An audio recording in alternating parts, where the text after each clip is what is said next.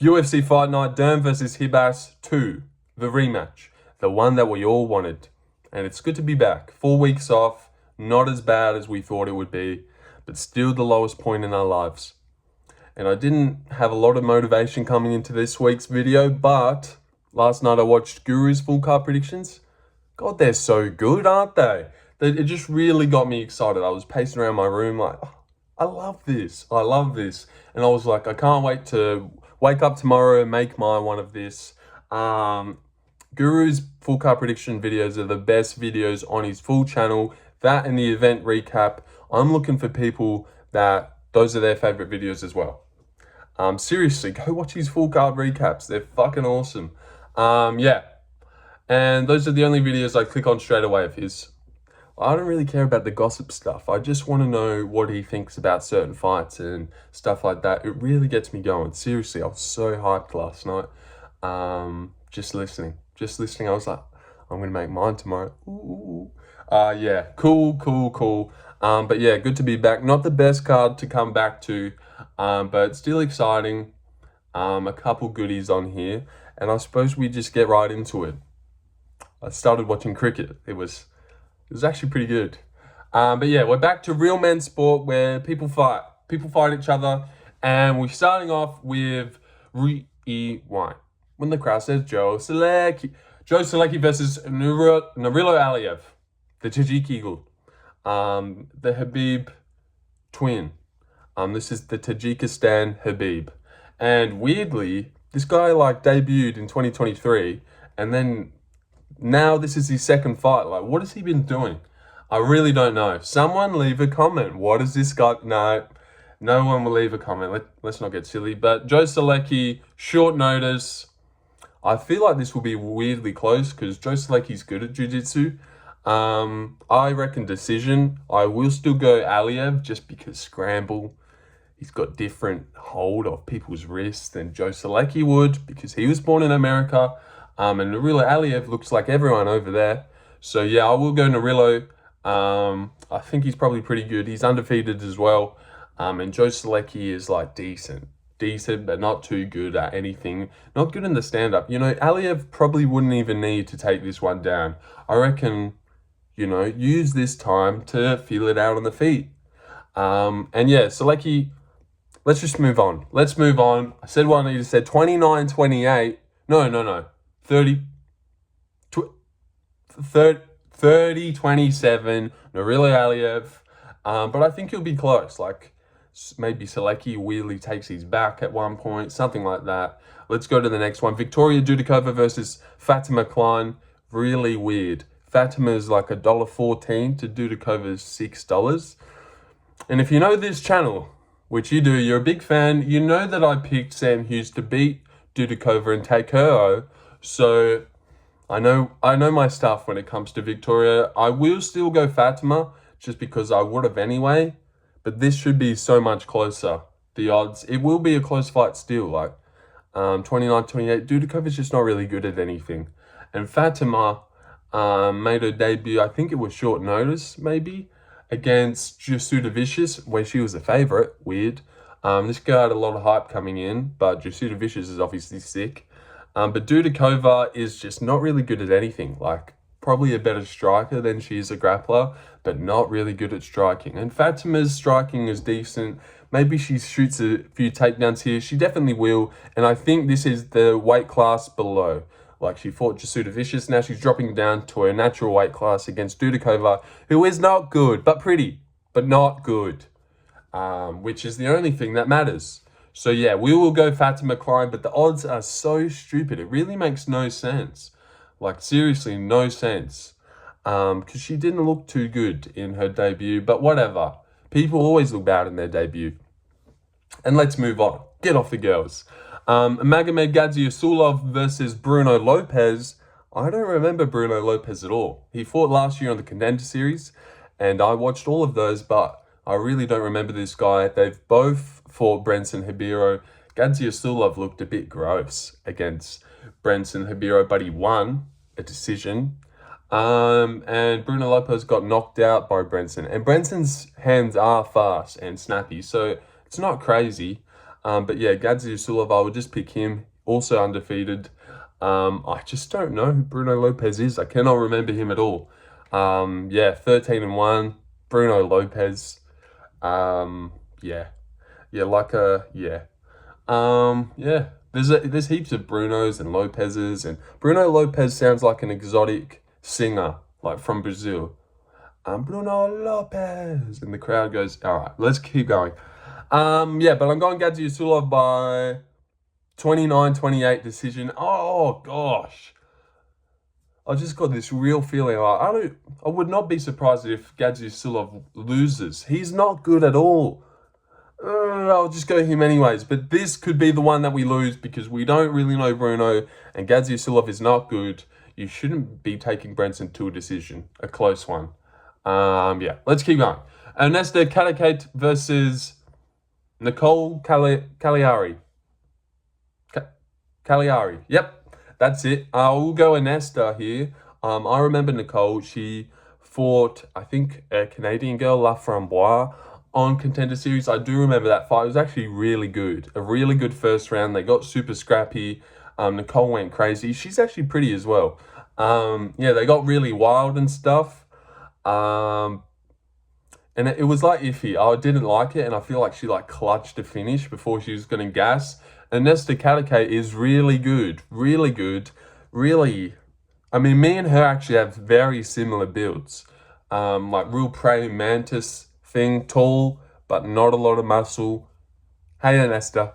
But yeah, similar builds to me. Sleeper build. Ernesta is good, and she doesn't have good grappling, but she weirdly gets up a lot. She lost her debut, but so did, I think she fought Carly Judice on the Contender Series, and it was like, whoa, fight of the year, whoa.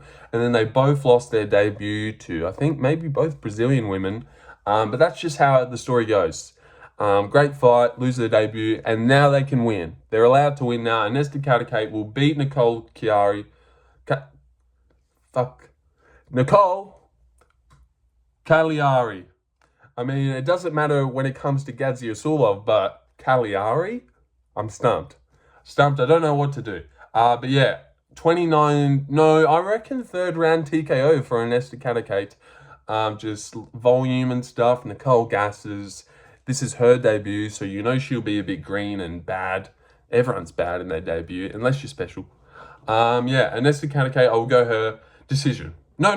Did I say third round TKO? Third round TKO or 29-28 decision. She loses the first round. But yeah, this girl survives when she gets down, and she always gets back up as well. So it's not like you can just take her down easily. I think she's good. Preston Parsons versus Jacobe Smith. I will go Jacobe. Yep. He's pretty good as well. Fought on the Contender Series. I wasn't like blown away, but he was doing some weird stuff. He's obviously really strong. Preston Parsons isn't terrible. Really good entry on takedowns, and you've got to be somewhat decent to beat him. But yeah, he's just like a bit of a nobody. Just here to like fill up the roster and give other people like Jacobe Smith wins. Yeah, just one of those. Yeah, it really makes you sad sometimes. Like some people come into the UFC like Jacobe Smith, they'll get favorable matchups. They'll get good people. They won't give him Oban Elliott or something like that. I know that's probably not the best example, but they won't give him someone good. Like when they did Simon Talbot, they won't do this to Jacobe Smith. They'll give him good stuff. Like Ihor Poteiria comes in, he just gets fed to the wolves. Preston Parsons, they don't care about Preston. They will feed him to anyone. So yeah, my point there is it sucks how some people come in and it's like, you can have a career. No, you can go to this prospect and this one. You know, it would just suck. But that's your fault for being boring, I suppose, Preston. Even though your name's Preston Parsons and that rolls off the tongue really nice. Like you're in a book or something. Preston Parsons, I can see that being a Riverdale character. Yeah, probably handsome, but this guy's not, and he's 11-5, and he's not good. Jacobe Smith is good, but not crazy good, like unstoppable, but does some weird thing where you need the guy on his knee to take him down. He's pretty good, but the guy he fought was not good. Lots of goods. Let's go to the next one. Jacobe Smith wins by decision, 29-28. He loses the third round. Preston picks up the pace. This is his debut. We got to remember that. We do. So, yeah.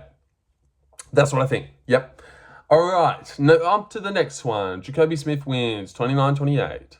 Thiago Moises versus Trey Ogden. Keen for this one a little bit. Not that it will be a great fight, but it's like cool, interesting. I will go Trey Ogden, and Guru almost picked Thiago Moises, and I was like, yeah, sucked in. You go Moises. Whilst I go Ogden really confidently. I actually think Trey Ogden's super good, like really good. No one really takes down Loic Radzhabov like that and squashes them. Kurt Holloway is actually pretty decent. Like beat Austin Hubbard, who's not good, but Hernandez, beat Austin Hubbard, and then beat Kline and Krashushki, or whatever that guy's name is. But then in between that, got absolutely smushed and just could not do anything with Trey Ogden. Trey Ogden is a coaches a lot of people in the UFC. And man, he's just so heavy. He's super heavy, super strong as well. He's like a little farmer. Good base. He just like smashes into mount and you're like stuck.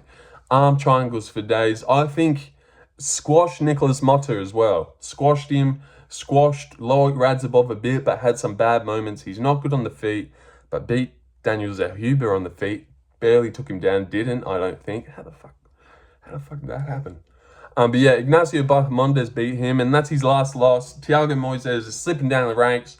I know this will be a grappling one, so it might favour Moises a little bit because he's good at jiu-jitsu, but I actually think Trey Ogden is just too strong, will out-scramble like half guard camp, full guard, maybe mounts Moises. Yeah, Trey Ogden wins this one. I'm confident he's an underdog. You're welcome for that. Yeah, Trey Ogden wins. Decision 30-27, or maybe a third round arm triangle. He likes those. Yeah, Ogden wins. Confident in that. But maybe Moises can win, just like a jiu-jitsu difference that we haven't seen. Like, this is the next level. And Ogden, the guys that he's been beating just aren't that good. So it could be that. But yeah, Moises loses. Yep. Yeah, he does. All right, next one. Marco Tulio. We're going fast. Look at us go. Marco Tulio versus Ihor Poteiria or Ihor Poteiria. Should I start again? Nah, way too far. Marco Tulio wins. Good, but got a bit wild. I actually wouldn't be surprised because Ihor can snipe people from time to time. Maybe he lands a good shot. Maybe he lays out Marco Tulio in the first round with a straight on the chin because Marco's a bit wild, hands down, being a bit silly. He looked good against Usri, but Usri isn't that good. Usri Balguri on the Contender Series, and then they didn't sign him, and then he came back, and then he threw shit to the wall. What's that saying? Where shit goes to the wall? Wall shit. Yeah, well, that's what he did. He threw shit to the wall. That's not the saying, is it? But it's close. It's close. Marco Tulio, he went crazy. Spinning back kicks and shit. Yeah, he won. Oh gosh, this one's spiraling. Let's move on. Marco Tulio gets himself a second round TKO. I don't know how he does this. God, maybe Ihor does just knock him out in the first round. I don't know how Tulio does this one, but he's a lot better than Ihor. Hopefully he calms it down and isn't so wild. I will go Marco Tulio. Second round TKO. Yeah. Next one, and this one is the hardest one on the whole card to predict. Jose Johnson versus Felipe Bunes. I mean, we just don't know. They're like both iffy, weird guys. I will go Jose Johnson because he's massive and he's fought better people and looked good against Asu Amabayev. Felipe Bunes, snappy and has decent striking, but you're a flyweight. You should be snappy and fast. So I don't know if we should credit him that much, but I feel like he wilted easily to Joshua Van. And I don't like that. It's not like Joshua Van's KOing and breaking everyone. So yeah, I don't like that look for Felipe Bunes. I will go Jose Johnson, who's like a slight favorite. Big guy, decent striking. Would not be surprised if Felipe Bunes gets a decision here. 29-28, either way it goes. I'll settle with Jose Johnson, but if Felipe Bunes wins, whatever. Would stay away from this one though, because it's like iffy and weird. Let's go to the next one. This is going to be like a 20-minute video. Far out. Puna Soriano versus Uros Medic. I will go Uros, obviously, because he's good. He's really good. This is like tailor-made to him. Roman Kopylov. Damn it. Roman Kopylov smashed the shit out of Puna. And Uros is pretty similar to Roman. Body kick, snappy. I reckon he's going to kick the shit out of Puna's body, break him down, get like a second round TKO. Uros Medic is good. Really good. Yeah, and Puna Soriano is not good. I picked him to beat Miguel Beza. Yeah. But yeah, Uros Medic, no. He's good. He's good and he wins. You know, I don't have to tell you why. Prick. But yeah, second round TKO for Uros Medic against Puna. Puna's just not good. Maybe he lands a big shot, but no. No, he doesn't. Yeah, let's go to the next one. We are lightning fast. Austin Bashi versus C-Rod. Kristen Rodriguez. Someone's O has got to go. And what I mean by that is Austin Bashi is undefeated and C-Rod loves to verse undefeated guys. Has never lost to an undefeated guy. Whose O did he take? Rao Rosa's O. Give me that. Damn it. Oh, I honestly can't think of the three people. Isaac Dulgarian. Give me that O. Oh, Cameron Simon. There we go. We got the three. Took Rao's, took Cameron's, took Dulgarian's. They give him Julian Arosa with a shit ton of losses. No drive, no motivation. Why would I want to beat Julian Arosa? Everyone has. Everyone's beat Julian Arosa. Let me just come in, lackadaisical, lose. Oh, Austin Bashi? No one's ever beat him? Yes.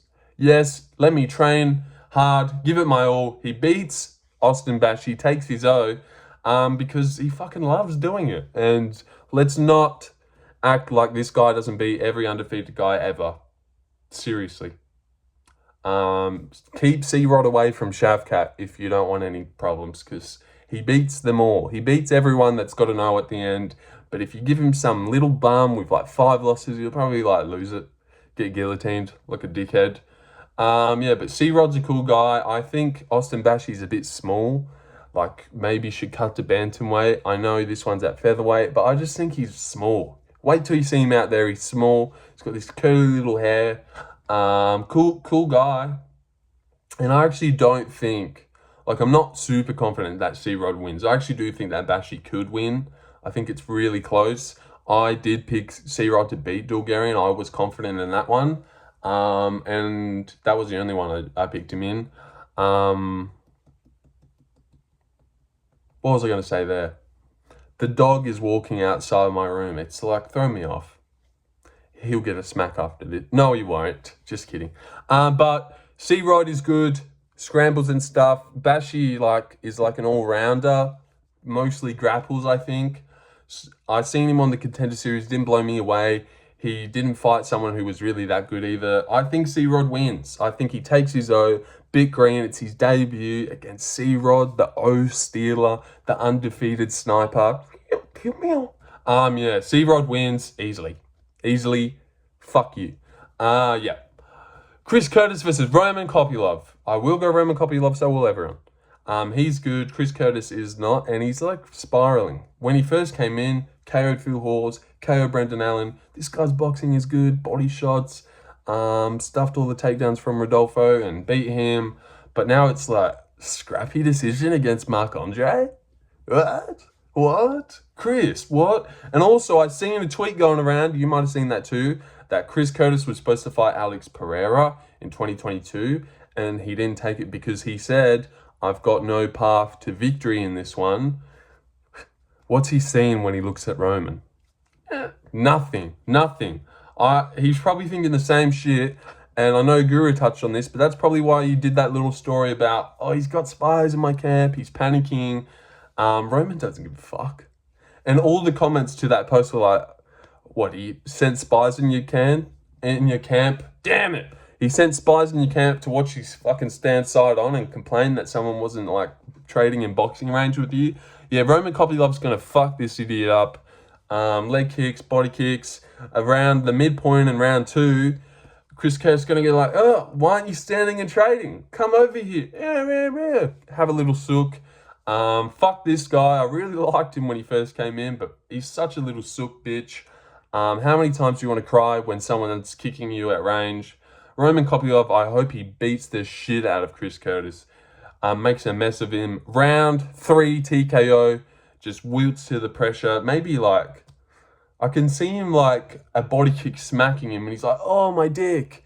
And like wilts. And I reckon he can like try and get out of this one. I reckon he's going to be, like Roman's going to body kick into his liver and then like, and it's just going to be like, what? No, I can't do this. Let me wilt. Oh, eye poke. Like if he gets eye poked, he'll be like, no, I can't continue.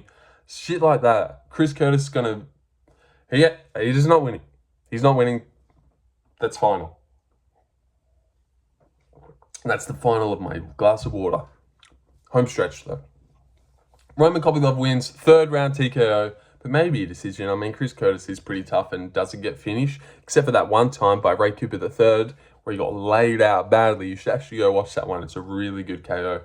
Abdul Razak Al Hassan versus Cesar Almeida. I will go Cesar Almeida. This one is a bit iffy. It's not like Razak Al Hassan. It's terrible. But I think you definitely need a grapple to beat Cesar Almeida. And I know he looked bad in his last one against Ihor. That was in Utah. At altitude. Granted. Not gonna harp on little Cesar for looking a bit gassed in Utah.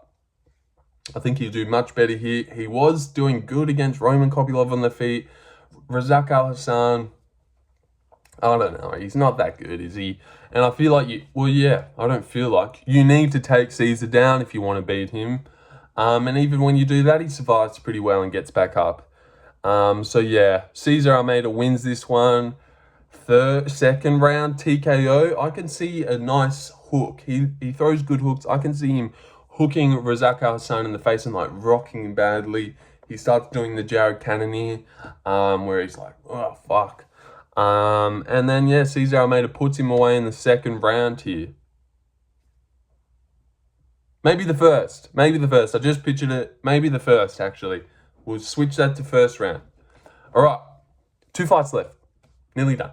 Santiago Ponzinibbio versus Carlston Harris. I will go. This is going to be the 2nd worst fight to predict on the whole card. Can go either way. They're both old and bad. Not good. If Carlston Harris wasn't coming off a brutal KO, I would have definitely picked him. I was, like, when I seen it, I was like, Ponzi. But then I watched Guru pick Ponzi, and I'm like, let me go Carlston. Fuck you. So, yeah, I'm going to go Carlston Harris. He's a slight underdog, and Ponzi is just bad. And I know what I'm getting with Ponzi, like slow striking, shit chin. I'm not too sure what I get with Carlston. Like, maybe he grapples. Maybe his striking isn't awful. But people always look bad when they come off a 1st round KO. But Ponzi just looked bad forever. I can't even remember what his last fight was. Was it Morono? Oh, that's bad. That is a bad look. Yeah, they're just both bad. Why is this the co-main? Chris Curtis versus Roman Kopylov. Co-main event it. Everyone would love that. And let Ponzi and Carlston Harris open up the main card. Genius. Why didn't they think of that? Even Moises Ogden is better. No. Grappling, no. I take that back. Carlston Harris wins. Slight underdog. 29-28. But maybe gets that 3rd round anaconda choke. Nah. But yeah. Cut to that. Bink. Just kidding. No one will cut to that because no one can edit. And no one is here at the 24-minute mark on the Dern versus Ribas 2 full card predictions brought to you by Lorenzo. So yeah, let's keep going. Last fight, Mackenzie Dern versus Amanda Ribas. I will go Mackenzie Dern. She's an underdog. I just think she's got that dog in her lately. She's been scrapping it out hard. Goes forward, swings in the pocket, grappling. I feel like every time it goes to the mat, she like weirdly ends up on top. I just think she's improved more than Ribas has since their first one. But if you were picking Ribas, let me help you out here. This is her last 8 fights, starting at the back, and then we're going to where she is now. Win, loss, win, loss, win, loss, win, loss. Mackenzie Dern, win, you would say, if history serves us right, but no. But no, I don't care about that stuff, even though usually I would.